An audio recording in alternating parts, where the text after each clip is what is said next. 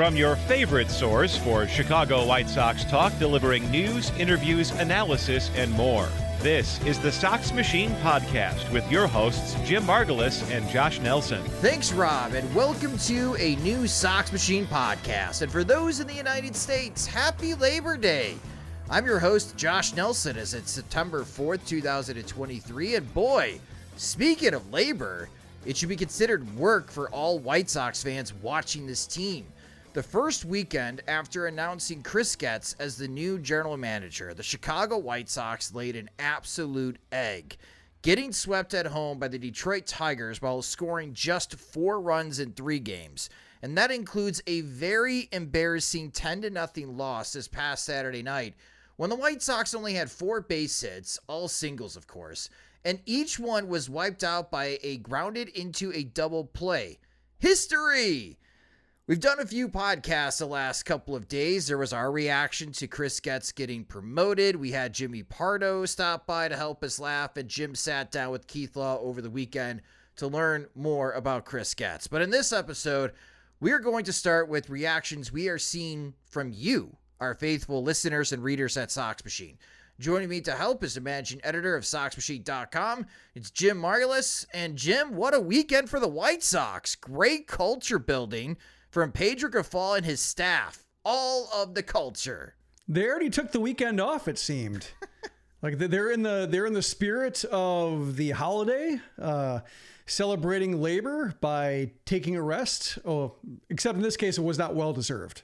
No, not by any stretch of the imagination. And, at Sox Machine, since Thursday, when we got the press release that Chris Getz had been promoted, then there was the press conference, which was not very good. And again, we had a whole podcast episode dedicated to that press conference because Jerry Reinsdorf spoke, and we got the opportunity to hear Chris Getz speak, and he did some interviews around Chicago radio circuit, and not getting any better when Chris Getz speaks. And I've been noticing as far as the reaction on Sox Machine, especially in the comments section, Jim, and I know you've been paying attention to it as well, on how our faithful who visit us daily to interact with other White Sox fans and other fans of Sox Machine have been reacting to this news. And we received this email from one of our longtime supporters on Patreon, Chris, and we are sharing this letter because I think many of you are sharing the same feelings that Chris has. And Chris wrote to us, I just turned 57 years old this past week. I attended my first White Sox game back in 1973, and I have loved this team even before I attended my first game. I have never wavered. I have 3 sons, aged 13, 11, and 9, that I have endeavored to make White Sox fans, poor kids. Every time we travel to the States, we go to White Sox games. Anytime there's an afternoon game, we watch it here. I easily spend several $100s each year in White Sox merchandise. I have been at various times a season ticket holder. Granted, I have lived in Germany for the past 14 years, so my financial impact of the team has been limited, even considering the fact that I drop $8,000 to $10,000 on a 500 level box every other year. Today, with Jerry's announcement, I'm done with the White Sox until Jerry either sells the team or dies. I'm done. And Jim, White Sox attendance over the weekend was dismal. Just a little more than 15,000 fans on Friday night, if that. They may have sold 21,000 plus tickets for the Saturday and Sunday games, but when walking to the stadium after hanging out with our friends from the 108. Lot C was empty except for the media and staff cars, and you could have tumbleweeds tossed in the wind in the other overflow lots. And what Chris has wrote to us, what we are seeing in the comment section, people interacting with us on social media, this feeling of I'm done until Jerry is gone, I think is widely shared among the White Sox community. And I honestly don't think Jerry Reinsdorf and the Chicago White Sox understand how bad of a business they are. Not just a bad baseball team, but also how bad of a business they are. Yeah, and I think you probably sense this too because season ticket renewals are coming up. So what's it like among the people who are thinking about spending $2,000, $3,000, $5,000, $10,000 on tickets and being asked to pony up right now? Like, what's that discussion like? So it's twofold. It's either my hobby, my side hustle, my business relies on being at White Sox games, or I don't have that. If you don't have that, those people are not renewing. Mm-hmm. For everyone else, and you could throw me in that bucket, I think we're all renewing at this moment. And I feel like a sucker doing so because it's just not great value. Like, there's just not a lot of bang for your buck as a White Sox season ticket holder compared to what Bulls fans get or Blackhawks fans get or what Cubs fans get and even like Chicago Bears fans get, even though they had to purchase like PSLs. Like, it's just not a lot of bang for the buck. And it's like, I don't know why I'm doing this other than I guess I could write it off my taxes. I guess, you know, our whole thing, we watch the White Sox so you don't have to. And, you know, I enjoy going to games and I enjoy seeing people and I enjoy hanging out with friends. But if I didn't have Sox Machine, Jim, I wouldn't renew. That's the only reason why I'm renewing is because we are a business. Me being there has benefits of being there. But if I didn't have that, we wouldn't renew. Yeah, well, being there and I think experiencing what season ticket holders experience, like, or what they don't experience, or, you know, what they get, what they don't get, what kind of bang for the buck you get in terms of just, you know, putting your money down for 20, 40, 81 games. So I appreciate your dedication in that regard. Because I go to maybe one game a year being where I'm located, but yeah, I think there was value in him talking directly to reporters because I was listening to the pre media conference chat that he had with reporters that I think Vinny Duber recorded for CHGO. And I was listening to it, you know, after a few days of not thinking about it or not having heard it or not seeing the quotes directly just to kind of have fresh ears, because I listened to it after I saw the quotes on social media, you know, for tweets from reporters who were there. And so like, this is my best chance of like hearing it with unjaundiced ears, even though like, you can't go back. But in this case, like I'm hearing this one from start to finish now.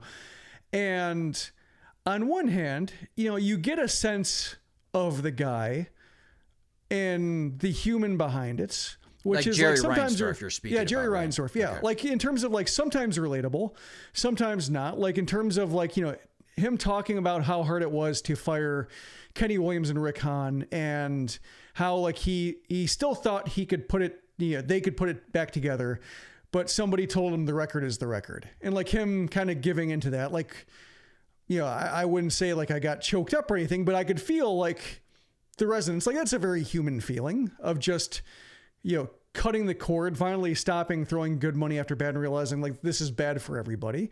So like on that hand, it's like nice hearing that from him himself and not, you know, rather than hearing him filter through Kenny Williams or Rick Hahn saying like, oh, he's really mad, he's really disgusted. Like it's nice hearing that himself. Where he didn't serve himself was basically, you know, it was funny, like that media conference was human and, you know, a little bit of a sense of humor, a little bit of gallows humor. Still don't like the guy, but at least like, okay, he said some things I can relate to that kind of match up with what people say. Then he goes into the media conference and reads a statement without taking questions in front of everybody. And that is a terrible statement. Like, you know, he goes from, he segues or really doesn't segue into the shooting and trying to kind of influence the public discourse on where the bullets might have come from directly into introducing Chris Getz, which is like, you know, first of all, very jarring and, you know, ineffective, both I think in terms of like changing people's minds, but also like, you know, serving Getz well, but also like the way he came across in that statement was just, I didn't want to do the work of looking for an executive. I don't want to waste a year. Chris Getz is here. Greetings, Chris Getz. Like, you know, it showed like how little he cared. And like, there was a difference between the chat with reporters in the media conference. And it's, at one hand, you're 87 years old and you're a billionaire. You don't really care where you move. This might be the last time you ever have to speak to reporters. But just, I think what broke a lot of people is that they're just, they're giving money to a bored old man. Like that's how he sounded. He sounded like, I have nothing else to do. I don't play golf. I don't play bridge. So I'm just going to own the White Sox and take people's money. And I'm not, I want to get better. This is really disgusting. And also he did a better job of conveying disgust and disappointment to the reporters in that informal chat than he did in the media conference. Just like he expressed like some dismay and, reiterated how bad it had to get for him to fire Kenny Williams. But then he goes in front of the microphones and the backdrop and just says, comes off as just very bored and like, well, I guess I have to do this. I'm fulfilling my obligation. Here's a new guy. Enjoy. And so I imagine if you're looking at that renewal form and you're looking at 4 figures, 5 figures to give to this guy, like, why would you want to? And he's the guy. And then it trickles down into the whole idea of culture and the White Sox getting swept. And you realize there's the culture. And you can draw that conclusion just naturally, like fish rots from the head, everything like that. Just, lazy ownership, late stage White Sox, as I call it, just watching everything kind of erode and it failing to sustain itself.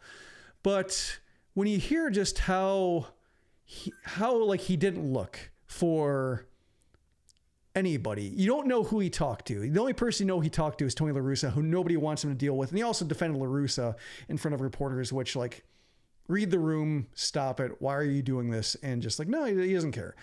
But that's, I think, what, it all kind of ties together in terms of well, if he doesn't care, why would anybody else? If he's already talking about the 2023 season in the past tense, why would anybody care about September?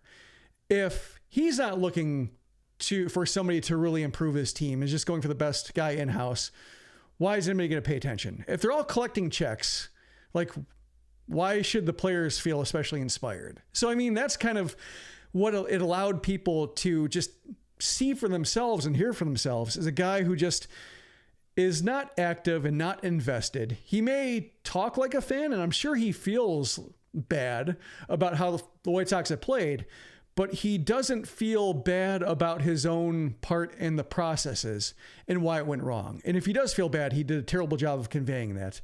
And so I think that's what's just very naked right now is the indifference, or at least the indifference that he emanated, that people perceived, that they have to take as real because there's no reason to give him the benefit of the doubt. There's no reason to think that he cares about you. Sox Fest is a good example of a way to show some kind of the slightest inkling of, or just token gesture of caring for fans. And nope, 3 years in a row, basically. So yeah, it's just, I think that's why this is a very fragile time for White Sox fans, and why it would be nice if, beyond just business reasons, I guess it is a business reason, but just in terms of isolating Reinsdorf from the fans with a business sense. He has no business sense when it comes to pleasing fans. that was not his business. That's not how he got rich. Pleasing people, pleasing masses of people, not his thing.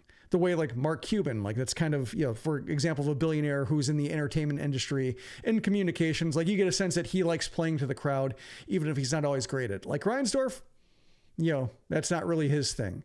So if they had a CEO or a,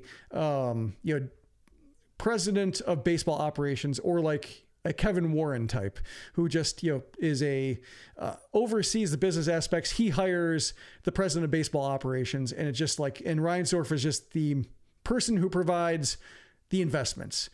Then I think you could probably be able to patch some things over. But as long as Reinsdorf is the guy who the money is going towards, and, other octogenarian investors on the board, why would you ever want to do that? And I think that's, you're talking about like diehard fans doing this, but like, as I mentioned, the PO Sox mailbag I posted on Sunday, like die hard doesn't mean never die. Like this is dying hard. Like if Reinsdorf is making people do this, like that's an honorable death for fandom. Like if people feel that way and don't want to be suckers, like you shouldn't be taken advantage of. Like if your defense mechanisms are kicking in and you feel like you need to like, like if you're a grown ass man or a grown ass woman and just don't want to be feel like a sucker anymore, then sure, don't. Like redirect that money to Sox Machine. I kid, but I don't. Always happy for people who do. But I mean, like that's, I can't argue. And I think like a lot of fans are getting to that point where like, I've seen more people expressing like, I may as well just kind of pay attention to the Cubs, and fewer people objecting to that than ever before, I think. Like, yeah, people are saying like, yeah, I kind of get it now. Like just a more engaged ownership group that at least makes just occasional gestures to understanding where fans are coming from. There's none of that here. After this horrible weekend of baseball, or at least display from the White Sox, I had to watch Braves Dodgers, Jim, as a palate cleanser. Like I just had to. I raced home, put it up on my phone. I need to watch these baseball games. I need to watch. I'm really looking forward to the postseason. Yeah, I need to watch high quality baseball because that's not what you have with the White Sox. And I'm sorry, folks, it's not going to get any better.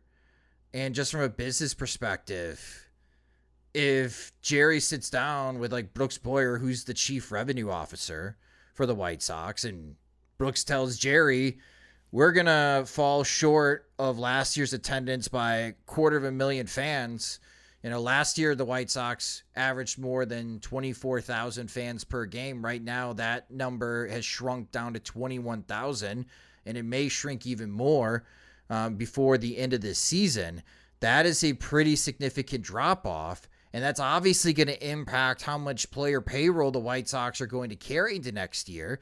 And next season is the final year of the television contract between Xfinity and the Chicago White Sox, which is $100 million that the White Sox get, and there's nothing beyond 2024 in a TV deal, and all the rumors are saying that Xfinity may pull out of the regional sports network business, which means all of a sudden you don't have $100 million to lean on in 2025 and beyond. Like, I get what Jerry is saying, like, I am a boring person, I don't have hobbies, my only hobby is owning a Major League Baseball team. This is why your friends tell you to sell, dude.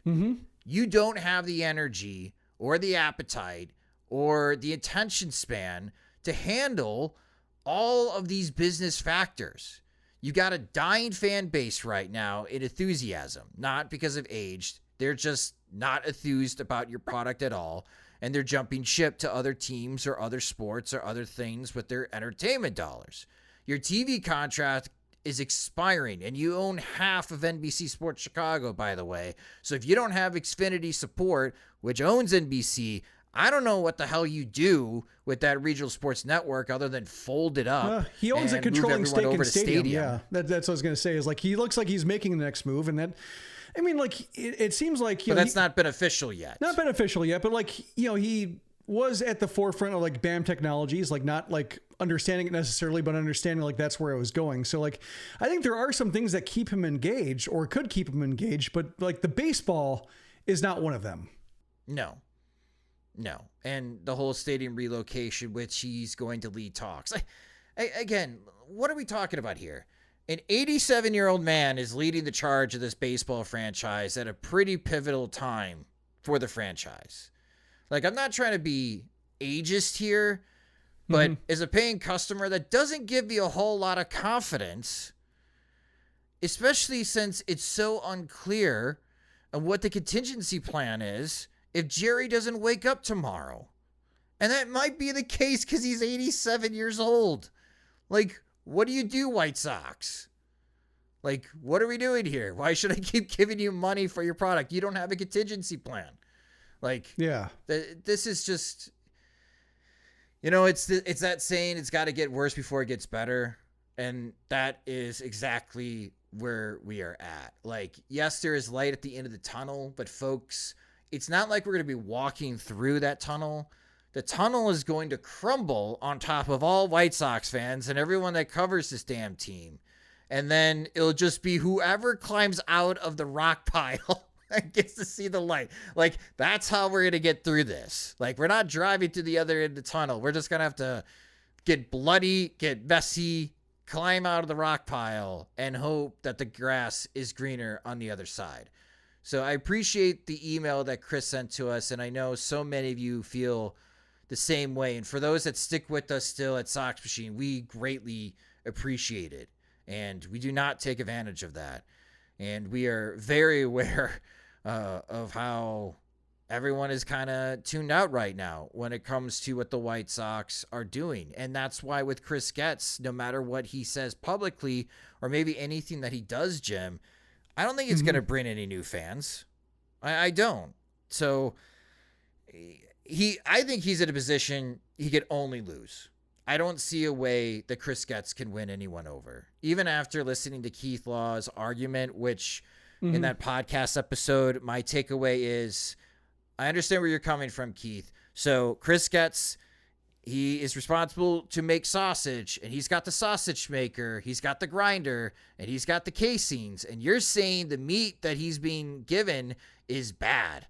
And that's where the White Sox should focus. Fantastic. Then I need to hear from Chris Getz that he fires Mike Shirley and Marco Patti and hires new people then to drive bringing new players and new talent into the organization. If he doesn't do that, then he's not resolving any problems that the franchise has, and we're still stuck.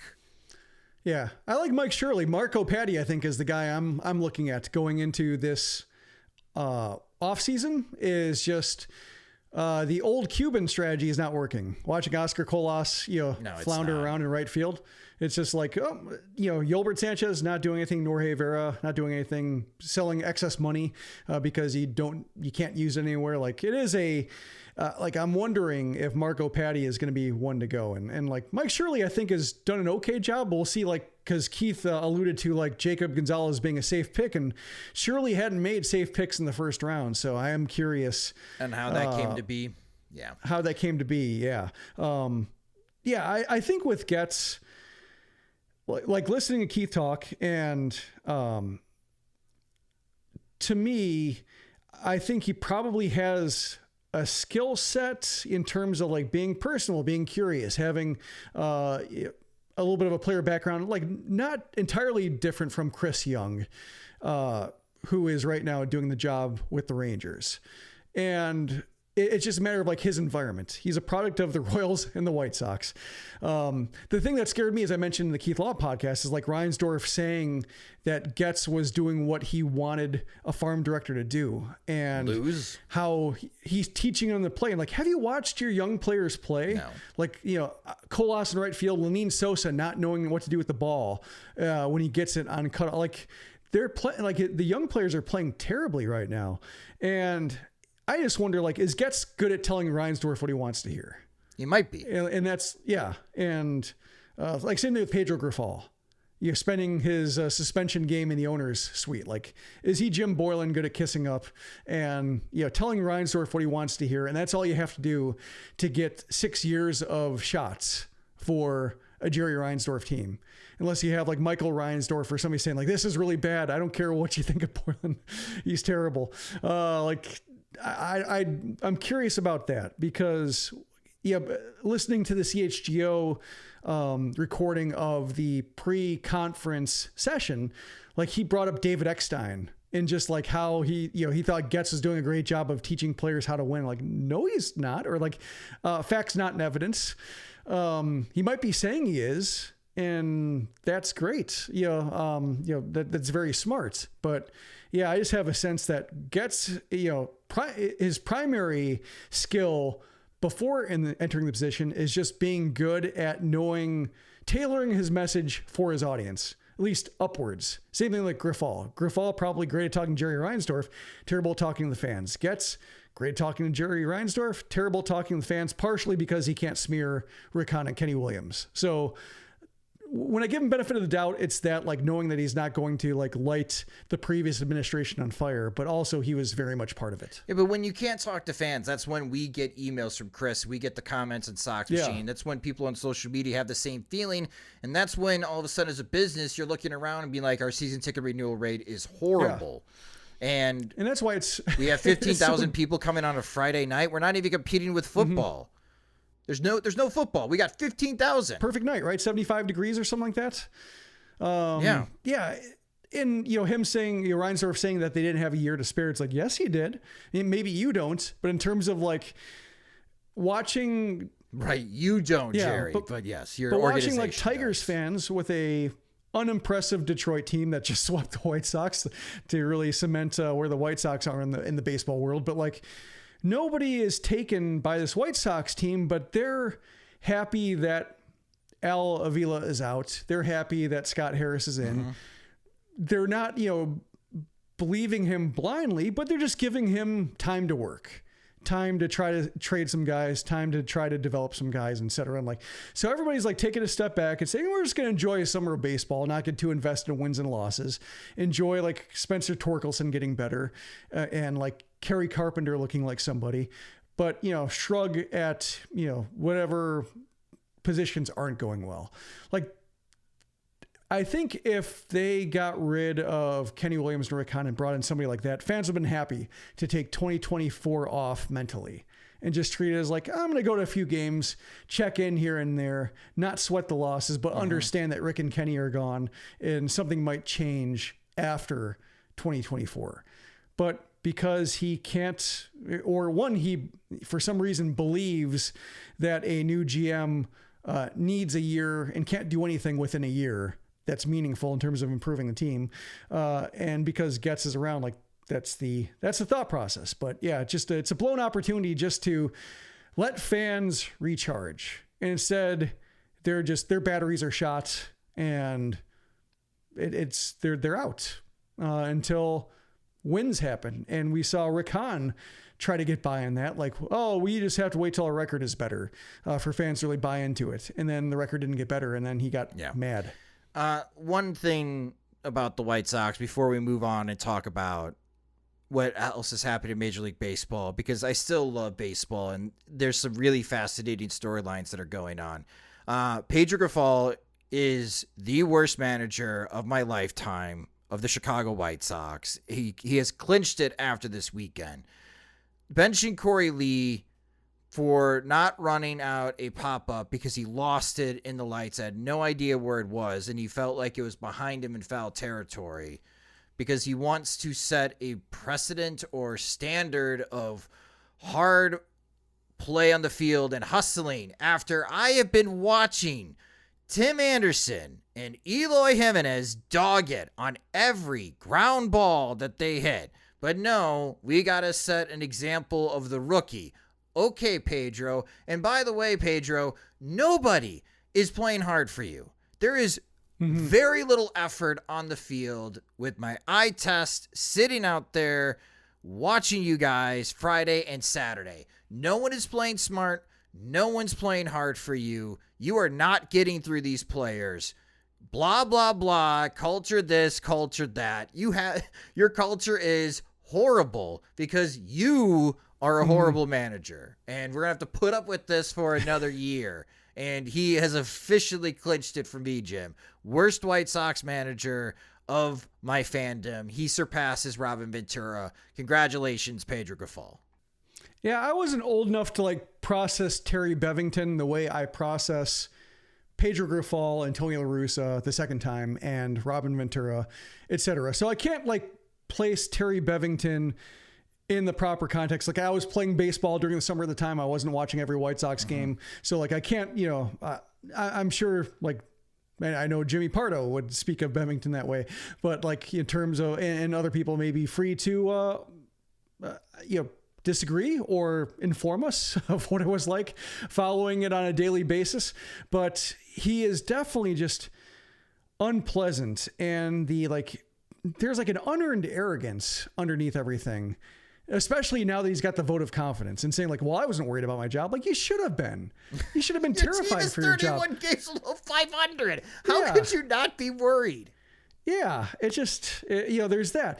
When it comes to like benching Corey Lee, I look at it two ways, or two things come to mind. One is like, is he picking on somebody smaller than him? Mm-hmm. Is he afraid to go after the entrenched guys and he's picking on the newbies? There's that, which is like not really leading. It's bullying maybe a little bit. There's also, he learned under Mike Matheny, who loved bullies in his clubhouse, loved a two-tier justice system. So there's that. The other thing is like, it reminds me of a family that our family knew where like there were 4 kids and like it was 2 older kids, like 2 teenagers, then 2 younger kids, like, 6 and then like 2. So like big age range. And like there was some alcoholism in the family and the older kids were like kind of going down that path.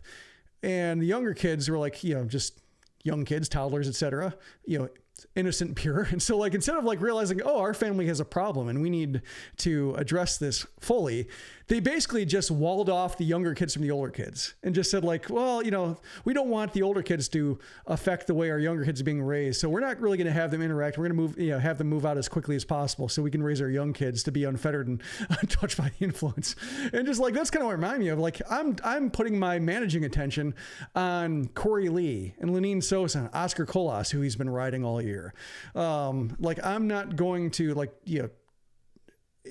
Tim Anderson might be off the payroll soon enough.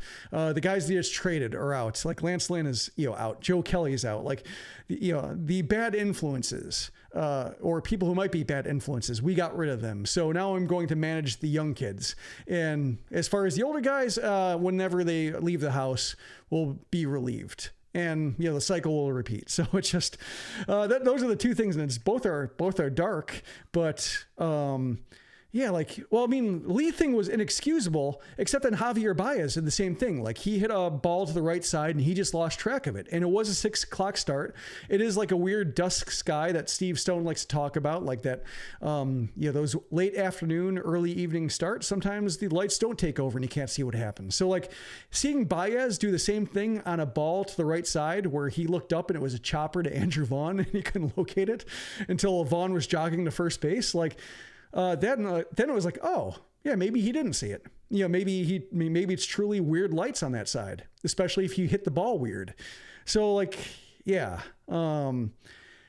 neither reflect well on Grifol, but just, when you don't police something the entire year and you have like Keenan Middleton saying like that, rookies are allowed to do whatever, especially like on the position player side.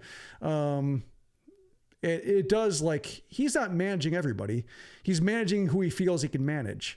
And that's terrible. Like, that's just like, that's bad. And you can see like why things, if this is how it's been, and this is just like a starker version of what it's been all year and more public, more evident, like, oh, I can see why there were clicks and I could see why the players who could be traded wanted out and were just, angling for their next job. Makes a lot more sense. And Grifol is definitely like not the guy, and the Jim Boylan vibes just get stronger and stronger. And like, we're like, except Boylan was funny, unintentionally so, but just like, just growth plates, the punch clock, everything, all the sayings that he had, that nobody was taking seriously. The leadership committee, the way he would say like, oh, I'm arresting this guy for that. And Zach Levine would say like, no, I didn't. Or no, I wasn't. I wasn't told that. And just the way like his players would immediately undermine him. Like maybe the roster's bigger, or the roster spots are less secure, so nobody will out a manager like the Bulls did with Boylan. But without that, it's not nearly as fun. Yeah, Grifol, he is the Jim Boylan of Major League Baseball. But hey, guess what? He's on the team for next year. And he's beginning to set the foundation for the origin of a genesis of the beginnings of a culture. Yay. Let's talk about something positive and exciting in Major League Baseball with the postseason picture, including a 4-way tie in the National League wildcard. Next on the Sox Machine podcast. The biggest acts are visiting Chicago this summer, on top of all the baseball games and other great concerts, theater shows too. It can be quite the chore and headache trying to secure tickets to all of these shows and events. Buying tickets shouldn't be stressful. Use Game Time to purchase your tickets. Game Time is the fast and easy way to buy tickets for sports, music, comedy, theater near you. They've got killer deals on last-minute tickets, and their best price guarantee helps eliminate stressing over tickets. If you find tickets in the same section or even row for less, Game Time will credit you 110% of the difference. That's why Game Time is the fastest growing ticketing app in the country. Download the Game Time app, create your account, and get $20 off your first purchase using our promo code Sox Machine.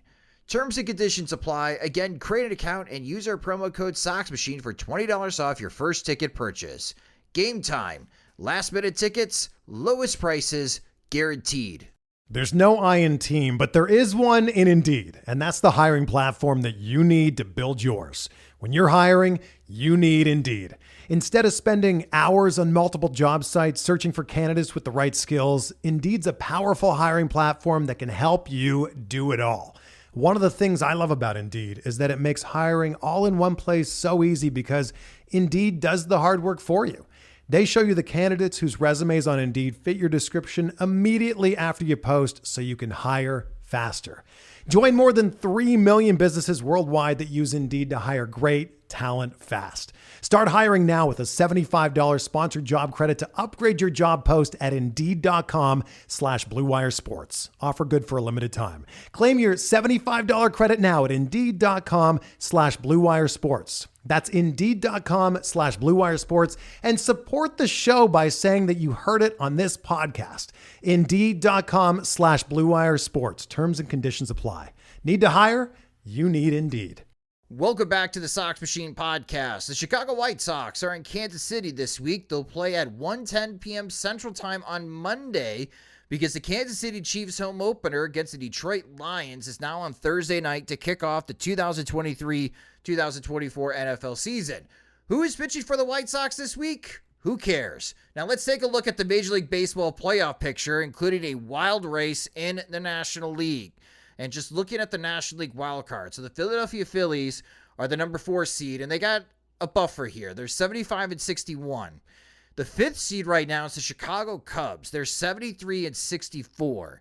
And then you have 4 teams tied for the last spot in the wild card for the National League. Arizona, Miami, San Francisco, and Cincinnati all have a .511 winning percentage, and all of these teams are 3 games back at the Chicago Cubs for the 5th seed, Jim.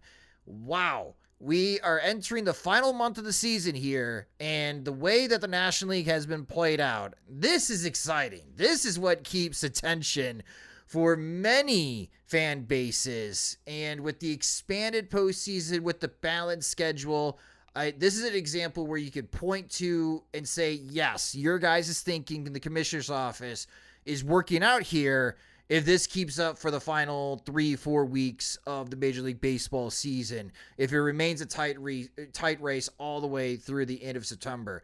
What do you make of the craziness of the National League wildcard right now? Well, I'm looking at like that 4-way tie, and all of those teams have negative run differentials. They're all 70-67, and they're all, in the red when it comes to that column. Whereas the poor Padres, 8 games under 500, 5.5 games back of the wild card spot, 62 plus 62 run differential. So they're like the best bad team or the worst good team in baseball. Speaking of San Diego real quick, in Sunday's game, I don't know if you saw this highlight. There's a Padres base runner in first base. They're stealing second. The throw from the catcher is overthrown at the second base into the outfield. So the Padres base runner runs to third base. The center fielder throws it past the third baseman. So the guy's thinking, I'm going to score. So the Padres runner gets up and makes their way to home. The ball ricochets off the visiting dugout. In a way, it goes directly to the catcher who's got the ball. And the base runner's like 5 feet away from home and is easily tagged out. And someone on Twitter responded, the 2023 San Diego Padres season in a nutshell. Yeah, it's on one hand, I feel bad for him, and given just how I like how their ownership went about it, like you'd like to see them rewarded. On the other hand, like it is, fascinating to know that you can do all that, and like a team like the Reds can sneak ahead of you just by, and those fans can be pleasantly surprised as much as fans in San Diego who are amped up have been disappointed. I think, I'm of two minds about it. One is that seeing all the teams hovering around 500-ish, all 3 games above 500, negative run differentials. It is rewarding mediocrity if one of these teams slips in and, they are able to advance into the postseason. Cause when you look at Braves, Dodgers, awesome. Phillies are looking like they were last year. It took them a while, but they're getting there and they're fun and they have a lot of, charisma and confidence and a team I enjoy rooting for. Trey Turner Cubs, woke up. Yep. Cubs are spunky, I would say, they, maybe a year ahead of schedule, but have the resources to add from here. So they feel like they're kind of there. Also the Brewers, they're doing Brewers things, succeeding with an unimpressive roster. So they all have their ways of doing it, but nobody else feels like they should be in. And so that was my concern about expanding the postseason, is that, you're rewarding one of these teams that's just not that good. On the other hand, they're all trying, which is what I was afraid of, and contrary to what I was afraid of a mediocre team would slip in despite kind of shrugging their shoulders at the idea of contending. Whereas the Diamondbacks want it, the Marlins want it, the Reds want it, the Giants want it, although they're, I think, angling maybe for Ohtani. So maybe they aren't putting all their eggs in the 2023 basket, but at least they're all showing what you want to see, adding at the deadline, really taking this year seriously. So I like that. And I think that shows up in the product and the scoreboards and the day-to-day standings of the tension being there because they did invest themselves in it both financially and emotionally. So looking at the strength of schedule for the remaining games of this 2023 season, Cincinnati has the easiest strength of schedule remaining out of these teams. The combined winning percentage of their opponents is .476. The Diamondbacks have the second easiest. They're .481, but they have 7 games left against the Chicago Cubs. The Cubs are third. The combined winning percentage is .494. The Giants slightly behind the Cubs, .495. Philadelphia, .518. Again, they have that big buffer. Miami has one of the toughest remaining schedules in all of Major League Baseball. The combined opponent's winning percentage against the Marlins for the rest of the year is .542. Only 3 National League wildcard teams are going to make it. So if we believe that the Braves, the Dodgers, or the Brewers are going to hold on in their respective divisions, out of these 6 teams, Jim, Philadelphia, the Chicago Cubs, Arizona, Miami, San Francisco, and Cincinnati, which 3 do you like to survive and make it into the postseason? Definitely Philly. Think the Cubs are going to do it. I think they have enough of a margin and have enough depth to do it. Third team, I want to say the Diamondbacks. I shouldn't say, I want to say the Marlins just because Jake Berger, cool. Yeah. I mean, drive your team there. Make White Sox fans happy for you and mad at everybody at 35th and Shields. Go for it. So I'm behind the Marlins, but I think the Diamondbacks, I like their assemblage of talent. I think just a little bit more. So I think I'm leaning there.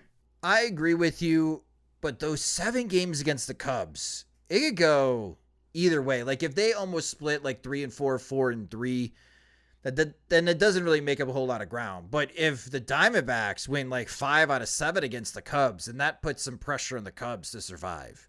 I find that factoid to be fascinating. But the San Francisco Giants refuse to die, Jim. Every time I look at their roster, I'm I don't think this team's very good. And here they are. They're still there. So I think I'm going to go with the surprise here. I'm going to say the Giants sneak in as the 6th seed. Yeah, I mean, I do the same thing, and they've lost 3 in a row right now. And based on just social media, and sometimes I follow teams, I enjoy following teams, and not checking how they're doing or not checking what the score of their game is, just trying to guess what they've been doing lately based on the coverage or the tone of the stories. And the Giants, I never get right. Yeah. Speaking of the Giants, big series this week. They are at Wrigley Field against the Chicago Cubs this week. For Cincinnati, again, they're still hanging on, and that would be a great story if the Reds can make it into the postseason. There would be a lot of excitement, obviously, because they have Eli De La Cruz and their other rookies, maybe the last chance for Joey Votto to have postseason glory. They got a tough series to start this week. The Seattle Mariners are visiting Cincinnati this week. So those are two big series of the docket. Moving over to the American League, you're getting some separation here in the wild card, at least in the 4th seed. Tampa Bay is 6.5 games ahead of Houston and Texas in the wild card. They're 2.5 games behind Baltimore still in the American League East, as those two teams are still going toe-to-toe. But in the wild card, you really just got to look at the American League West. Seattle currently leads the West. They're a half game ahead of Houston and just a game ahead of Texas. So these three teams are within one game of each other. Seattle, Houston, Texas. With the last 3 weeks of the season here, Jim, who do you like to win the American League West out of these three teams? I think I'm going to eliminate the Rangers. Just they feel to me like a long shot horse that is just kind of like fading down the stretch, like leading for most of the race, but like just there was a reason why they were 25-1 at the start of the race. It's just like they don't have the history and the talent, and I think they tried to get out ahead of it with the deadline, like adding early with Aroldis Chapman. Like they did seem, I took that as like, we know this ourselves that we got a little bit lucky, so we need to get ahead of like simple regression by like adding to our bullpen because that's the obvious weak point, and then trying to add from there. So to me, it feels like a 2-team race between Seattle and Houston. And while I don't entirely trust the Mariners just because of their own history of not quite doing it, I also don't trust like the Jim Crane Astros. Like they've had an odd vibe to me all year, at least going back to the offseason, like after the World Series, of just being like, Crane might be feeling himself a little bit too much, like Jeff Bagwell coming in and like talking about like how analytics, are overrated, for a team that basically built his entire juggernaut on it.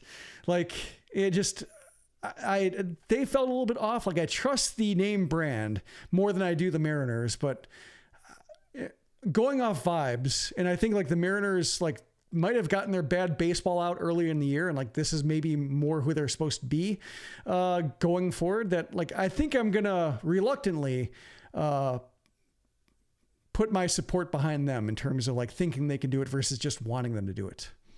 I agree with you on Seattle. Now the question that I posed to you between like who finishes second and third, don't you want to finish as the 6th seed in the American League?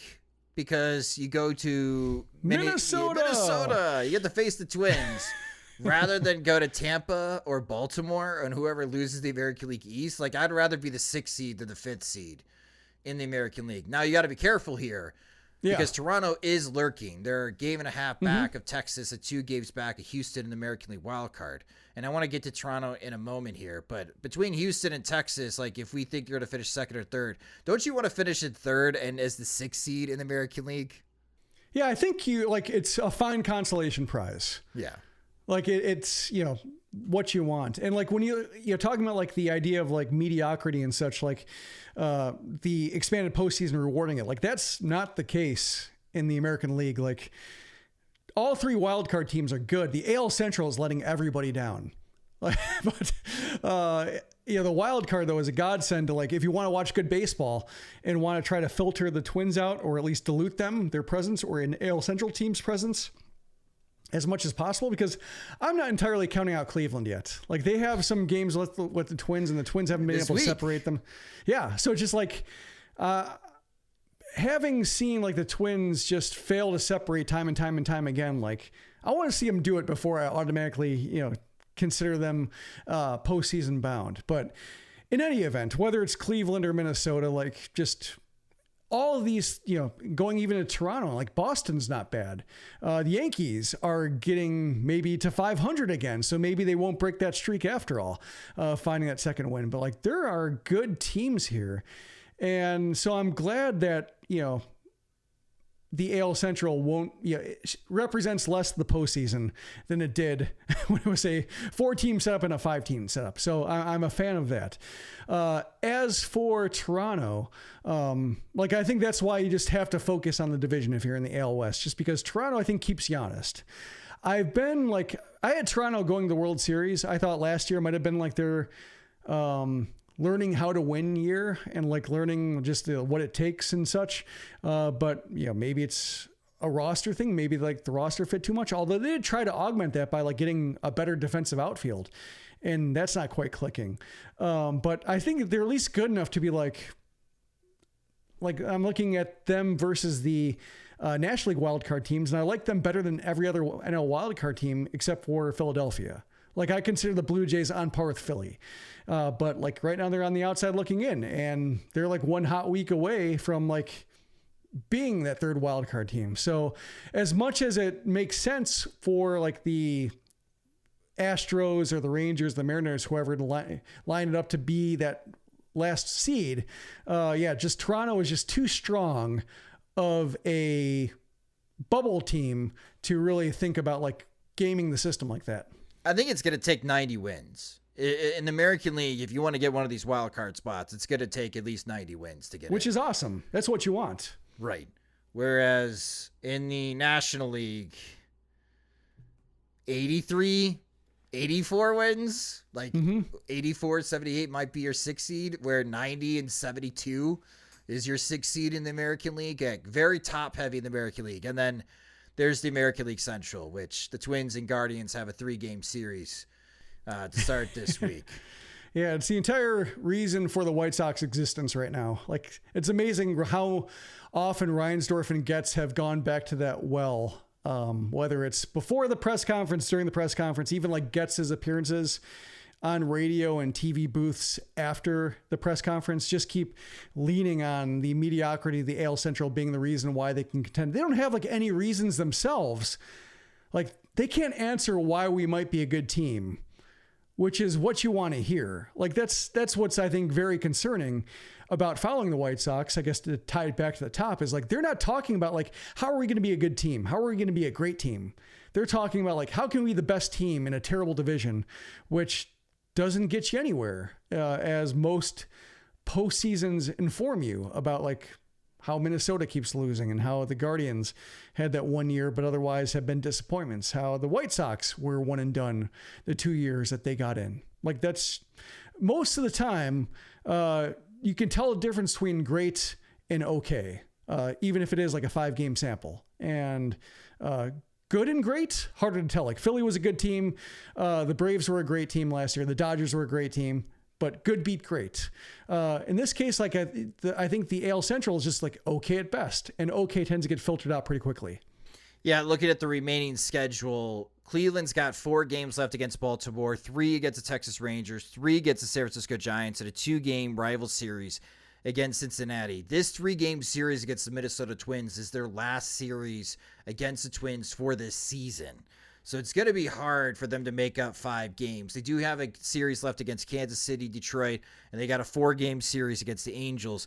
Meanwhile, the Twins have the 3rd easiest remaining schedule in Major League Baseball. They just have 3 games against the Rays, 3 games against the Reds, and then they got a series against Oakland, Colorado, a 4-game series against the White Sox, a 3-gamer against the New York Mets, and a 3-gamer against Los Angeles Angels. Things have really broke right for the Minnesota Twins. By the way, the Chicago White Sox have the 2nd easiest schedule remaining in Major League Baseball. And are they going to do anything with it? Hell no. It seems impossible games when you consider they can't play themselves. Right. I know. But yeah, they're still going to lose 100 games this year. But that's the postseason race right now. And again, we're keeping an eye on it here at Sox Machine because that keeps our attention when following Major League Baseball, because it's a lot more fun. It's a lot more exciting to pay attention to the postseason race than it is, at least with the Chicago White Sox. And I'm looking forward to, when the league said that they're not going to change the pitch clocks for October, that was great news to me because I'm really looking forward. I've been thinking about the White Sox right now, watching them are my vegetables. Like I'm just trying to get them out of the way because I don't want that to be the last taste in my mouth. Whether it's the main course or dessert. Like I'm really looking forward to the postseason. The way, like I've been on record of saying, like I prefer regular season baseball to the postseason just because of the way the postseason drags down and how many pitchers come out. But like when the pitch clock's here, and given how bad the regular season has been, like this is probably the most excited I've been for the postseason in quite a while. At least awesome one that hasn't involved the White Sox. That's awesome to hear. Well, we'll see if the excitement's still there when the postseason starts. But that will do it for this episode of the Sox Machine podcast. Thank you guys so much for listening during your Labor Day. We greatly appreciate it. And again, we greatly appreciate all the feedback that we get from you guys and the daily activity in the comment section at soxmachine.com. Thank you guys for your continued engagement in what has become the dumpster fire of all dumpster fire seasons for the Chicago White Sox. You can follow us on Twitter. We're at Sox Machine on Twitter and Facebook. We're there as well. Threads, Instagram. You can follow me on those social media platforms at SoxMachine_Josh. If you just discovered the Sox Machine podcast, you can subscribe to the podcast wherever you listen to podcasts, such as Spotify and Apple Music. We also upload our podcast into our YouTube channel at youtube.com/SoxMachine, where we have video highlights and such that you could watch, including our interview with Jimmy Pardo on our YouTube channel at youtube.com/SoxMachine. If you enjoy our work and want more, you can get more by becoming a Patreon supporter at patreon.com/SoxMachine, where Jim just had his P.O. Sox mailbag column. That's exclusive content for our Patreon supporters, where our Patreon supporters get to ask questions to Jim, and he does a Q&A session via mailbag. They also get ad-free versions of both the podcast and website, and when we have new Sox Machine swag in the Sox Machine store, they're the first ones to receive it. Monthly plans start at $2, or you can save with an annual subscription. Again, sign up at patreon.com/SoxMachine. The Sox Machine podcast is a production of SoxMachine.com, your home for all things Chicago White Sox baseball and part of the Blue Wire Podcast Network. Alongside Jim Margulis, I'm Josh Nelson. Thanks for listening and watching.